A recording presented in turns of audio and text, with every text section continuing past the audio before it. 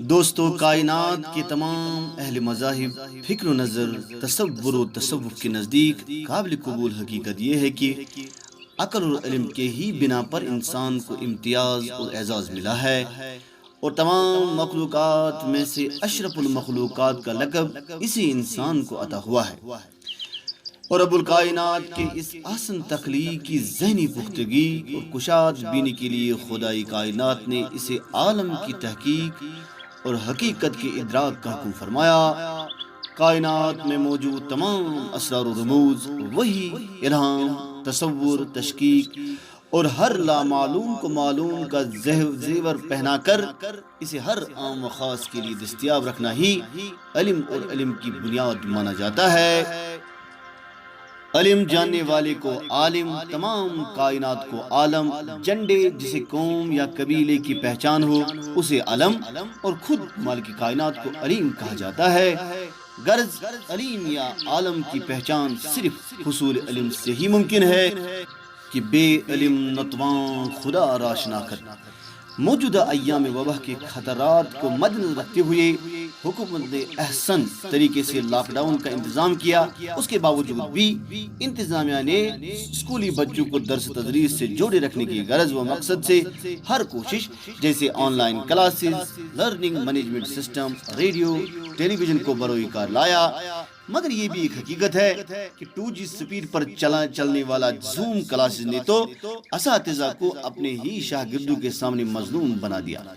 کہ جب وہ استاد کی آواز سنتے ہیں تو وہ بچے اس آواز کو کسی فلکی مخلوق کی آواز سے تعبیر کرتے ہیں اور سبق کا مفہوم بھی نہیں سمجھ پاتے ہیں۔ اور حقیقت یہ بھی ہے کہ غریب والدین اینڈرائیڈ فون کے خریدنے پر بچوں کے ذریعے بہت مجبور کیے جاتے ہیں۔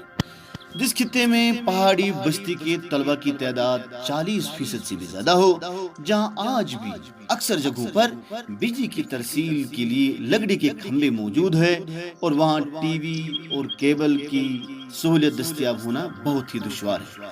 اور چونکہ ان علاقوں کے گھرانوں کے عیال کا خیال مزدور کے جسم سے نکلنے والی پسینے سے ہی ہوتا ہے، تو وہاں ٹی وی، کیبل فیس یا اینڈرائیڈ فون یا ریچارج کا ملنا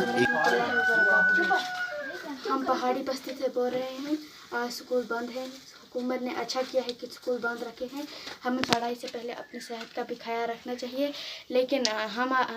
لیکن کہتے ہیں کہ ہمیں موبائلوں پہ پڑھایا جائے گا یا ٹی وی پہ، لیکن ہمارے پاس، ہم غریب ہیں، ہمارے پاس اتنی فیسلٹی نہیں ہے کہ ہم موبائل حکومت کے ہم بہت شکر گزار ہیں کہ حکومت نے لاک ڈاؤن کیا ہماری صحت کی وجہ سے۔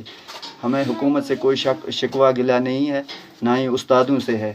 لیکن ہم یہ چاہتے ہیں کہ حکومت کہتی ہے اور استاد کہتے ہیں کہ ٹی ویوں پہ پڑھو اور موبائلوں پہ پڑھو، لیکن ہمارے پاس نہ ہی ٹی وی ہے نہ ہی موبائل ہے۔ ہمارے بچے پڑھیں گے تو کیسے پڑھیں گے؟ اور یہ بھی ایک حقیقت ہے کہ جہاں ٹی وی اور کیبل کی سہولیات دستیاب ہے، کیا وہاں بجلی کی آنکھ مچولی نے اپنے حرکات طفلگی سے واقعی توبہ کی ہے کہ وہ بجلی فرصت اور اطمینان سے ان گھرانوں میں تشریف آور ہو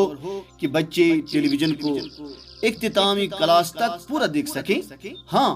ابتدا میں استاد کا نام اور شکل دیکھنے کے بعد بیچ کے تدریسی عمل کے بغیر اختتامی سلام کو دیکھنا اور سننا ممکن ہو سکتا ہے۔ ضروری نہیں ہے کہ بچوں کا متعین سلیبس کسی طریقے سے مکمل ہونے کا ضرب حاصل کیا جائے، بلکہ بہتر یہ بھی ہو سکتا ہے کہ بنیادی ضرورت جیسے میتھمیٹکس ہو، لینگویجز ہو جس میں انگلش، اردو ہو، اس کو ترجیح بنا کر کسی محفوظ طریقے سے ان طلاب کو یا ان جگہوں کے طلاب کو بھی پڑھایا جا سکے جہاں بیماری کا خطرہ زیادہ سے زیادہ ممکن طور پر ریڈیوس کیا جائے، اور ٹیلی ویژن اور موبائل کی سہولیات بہم رکھنا وہاں چونکہ مشکل ہے، اگرچہ ہر سبجیکٹ کے پڑھانے کی ضرورت بھی ہے، مگر ایام مجبوری سے چشم پوش بھی نہیں رہ سکتے۔ اور ہمارا یہ ماننا ہے کہ ترغیب اور مشورے کے اس انداز کو بعض وجوہ سے ناگزیر بھی تعبیر کیا جا سکتا ہے۔ مگر مقاصد تعلیم کے تعین کے سلسلے میں ان افکار اور حکایات کو بروئے تعمیر و تشہیر بہرحال سامنے رکھنا ہر ذمہ دار انسان کا فرض ہے، کیونکہ حضرت علامہ اقبال علیہ رحمان نے انہی معصوم بچوں کو یہ نذرانہ پیش کیا: بنیاد لرز جائے جو دیوار چمن کی، ظاہر ہے کہ انجام گلستان کا ہے آغاز، پانی نہ ملا زمزم ملت سے جو اس کو، پانی نہ ملا زمزم ملت سے جو اس کو، پیدا ہے نئے پود میں الہاد کے انداز، پیدا ہے نئے پود میں